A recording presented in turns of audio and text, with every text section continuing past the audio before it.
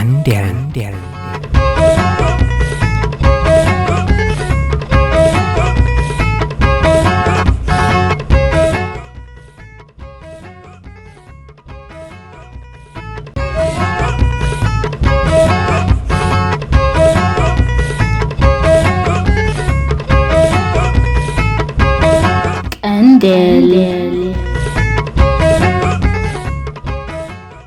ወዲ ሕማይ ብሪ ዓለምሲ ኸዳዕያ ምስ ሓመድ ኣሳኒ ኣብ 1969 ዓመተ ምህረት ድማ ኣብ ዓዲ ገዳ ሓመድ ግዳም ቀባሮ ኣብ ዝተረኽብሉ ሓመድ ለበሰ። ኤልያስ መስመር ካብ ልቦም ጓሃዩ ብሓቂ ድማ ሓዘኑ ጭሮኦም ብመሓዝ ድማ ብዙሕ ናይ ድፍንቕ ባሕሪ ከብድኻ ዝበልዕ ደርፊ ደረፍሉ። ኣብ ቀብሩ ድማ ሽጉጥ መዚዙ ከም ዝተኮሰ ደቂ ዓዲ ገዳ ብዛዕባ ኤልያስ መስመር የዘንትዎ። ኣባ ጓይላ እንተኸደ ኣባ ጓይላ እኳ ዝትካ እንተኾነ ንስዒድ ዝትክእሲ ፍጹም ኣይተረኽበን። ብድሕሪ ሞቱ ነገድትን ዓዲ ገዳን ሓዘን ስዒድ ወደቦይ ሕማየ ስለዘይወፀሎም ኣይንፃወተልና ብምባል ንግደት ማርያም ሕዳር ጽዮን ዘይከም ቀደማ ዝሕልሕል በለት። ደቂ ኣቦይ ሕማይ ሰርጌን ትዒተልን ኣሕመድን ነውሪ ትገብሩ ኣለኹም ኢሎም ንዓዲ ገዳ ኮረኢሎም። ስዒድ ረቢ ፀዊዕዎ ኸይዱ እዩ። እዛ ማርያምና ማርያም ዓዲ ገዳ ክትድፈን ፍጹም ኣይከውንን ኢሎም ነቲ ጓይላ ደቂ ኣቦይ ሕማየ ነፀላ ሻሚዶም ጀሚሮሞ። ሰድርኡ ካብ ሳዕስዑስ ንሕና እውን ነታ ስዒድ ዘሙቓ ዝነበረት ንግደት ማርያም ነሙቃ ብምባል ናብ ፀወታኦም ተመልሱ። ንግደት ዓዲ ገዳ ማርያም ሕዳር ጽዮን ድማ ክሳብ ለይቲ ሎሚ ንስዒድ ወደቦይ ሕማየ ከይዘከሩ ኣይሓልፉን እዮም። ኣጉባዝ ከበሮ ንዓይ ከበሮ ናተይ ኢሎም ክተሃናኸቱን ከለዉ ዝረኣየ ህዝቢ ነዚኦምሲ ስዒድ ወደቦይ ሕማየ ክረኽቦም ነይርዎ እናበሉ ብዓሚቕ ዝኽሪኦም ዝዝክርዎ። ተኽልዝጊ ወዲ በሪ ባሻ ኢለማ ኣብ ደርፍታት ብላታ ኤልያስ ኩሉ ብላታ ኤልያስ ደርፎ ዝነበሮ ምስ ጽልማት ተሓሓዝዩ ኣሻዕለይ ወዲ በርሀ መለይ እናበሉ እውን ይደርፉ ነይሮም እዮም። እዚ ተኽልዝጊ ወዲ በርሀ ገዛ ላምዛ ዝደረፍዎ እዩ። ተኽልዝጊ ንብላታ ኤልያስ ጽልማ ኮርዶን ከለዉ ኣብ ገዝኡ ኩሉ ኣሎ ዝበሃል ደርሁ መስተ ይቕርበሎም ነበረ። ንብላታ ኤልያስ ድማ ብጽብቕቲ ስልምቲ በቕሊ ወጣጢ ገይሩ ናብቲ ዝተዓደምዎ ይሰዶም ነበረ። ሓደ ግዜ እቲ ነታ በቕሊ ዝውጥጣ ዝነበረ ንእሽተይ ወዲ ነዛ በቕሊ እናወጠጠ ኣብ ገማግም ገደል ኣጸጋዓ። ብላታ ኤልያስ መስመር ስንብዲሎም ኣታወደይ ንምንታይ ናብ ገደል ኣገምጊምካ ንበልዎ።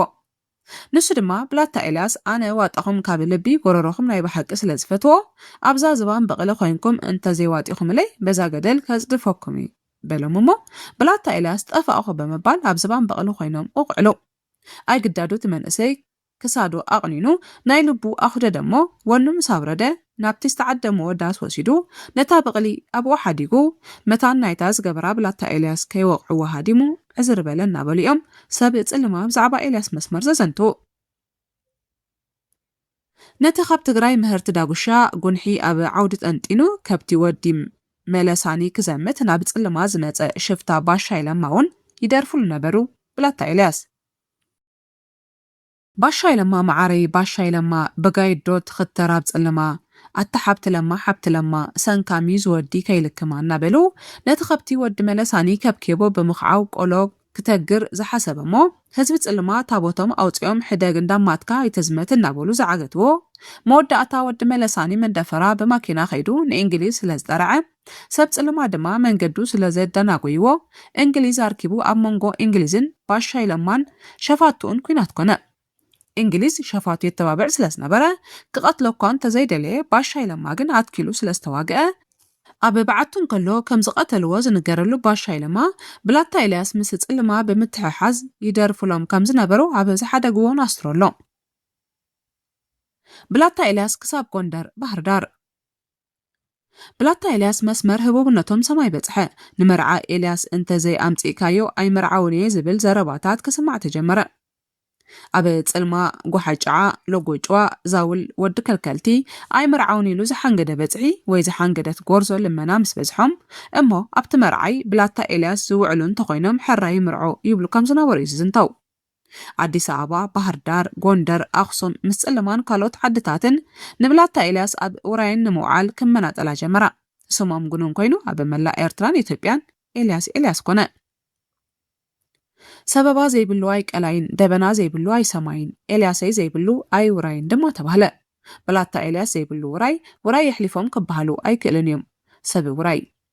ጽልማት ዓዲሞም እንተኸይዶም እሞ ድማ ብላታ ኤልያስ እንተዘይጸኒሖሞም ስዋን ጨዋን ዝወፀ ይብሉን እንታይ ሞ ይዓብስ ብላሽ ነይሩ እቲ ውራይ ብላታ ኤልያስ ዘይነበረ በመባልዮም ነቲ ውራይ ዝገልጽዎ ብላታ ኤልያስ አቦ 16 ቆልዑ ብላታ ኤልያስ መስመር ምስ ወይዘሮ ብርሃን ገብረ ኢየሱስ ደስታ ቃል ኪዳን አሲሮም አቦ 16 ቆልዑ ድማ እዮም ማለት አቦ 7 ኣወዳትን 9 ኣዋልድን እዮም ወይዘሮ ብርሃን ብዛዕባ በዓል ቤተን ብላታ ኤልያስ ክገልጻን ከለዋ ብላታ ኤልያስ ኣብ ቤቶም ጽጋብ ዝነበሩ ናብራ ይነብሩ ከም ዝነበሩ ነቤቶም ተመን ጎሲሶም ዝመጹ ፈታው ደቆምን ሓዳሮምን ከም ዝነበሩ ይገልጻ ብላታ ኤልያስ መስመር 7 ቅያር ክዳውንቲ ሓበሻ ከም ዝነበሮም ጽልማ ወፊሮም ክምለሱን ከለዉ ነብሶም ተሓጺቦም ካልእ ክዳውንቲ ሓበሻን እስካርባን ወዲዮም ናብ ካልእ ውራይ ይኸዱ ከም ዝነበሩ እዮም ዝገልጻ ሕጽቦ ኣይንዕርፍን ኢና ነርና በቃ ኣእዳውና በበረኪና ተመላሊጡ ነይሩ ብላታ ኤልያስ ብጣዕሚ ጽሩዮም ነይሮም ሰለስተ ዝኾና ጭራዋጣ ነይሮንኦም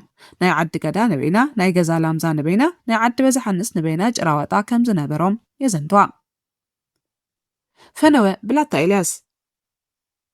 ብላታ ኤልያስ ብኸመይ ብላታ ኤልያስ ተባሂሎም መን ይሂብዎም እቲ ብላታ ዝብል ማዕረግ ኢለ ብዙሕ ሓቲተ ስድራ ቤቶም እውን ተወኪሰ ብኸመይ ብላታ ዝብል ማዕረግ ከም ዝረኸቡ ኣይፈልጡን እዮም ዝፈልጥ እንተሎ ሃየ ኣብ ኮመንት ፍልጠቱ የስፍር እናበልኩ ብላታ ኤልያስ መስመር ብህዝቢ እናተሃርፉ ንዓይ ናባይ እናተባህሉ ሞት ኣርኪባቶም ኣብ 1996 ፀጉሪ ርእሲ ቀባራይ ኣብ ዝተረኽቦ ኣብ እንዳ ማርያም መካነ መቃብር እንዳ ኢየሱስ ሓመድ ኣዳም ለቢሶም ነዚ ሓበሬታ እዚ ንምክእክብ ዝተሓጋገዝኒ ክብርቲ በዓል ቤቶም ንብላታ ኤልያስ ወይዘሮ ብርሃን ገብረ ኢየሱስ ወዶም ቢንያም ብላታ ኤልያስ ኣቶ ነጋሲ መብራህቱ ካብ ዓዲ ገዳ ኣቶ ግርሙ ባሻ ኣስፋሃ ዓዲ ገዳ ኣቶ ክፍላይ ኣስገዶም ዓዲ ገዳ ወናኒ ቤት ሙዚቃ ሳሊና ኣቶ ተኽለ ካሴታት ኣብ ምቕራብ ስለቲ ዝገበርለይ ምትሕባር ልባዊ ምስጋናይ ይቕርብ ኤፍሬም ካሕሳይ ኳዳ 25 ሓምለ 2026 ኣስመራ ቀንዴር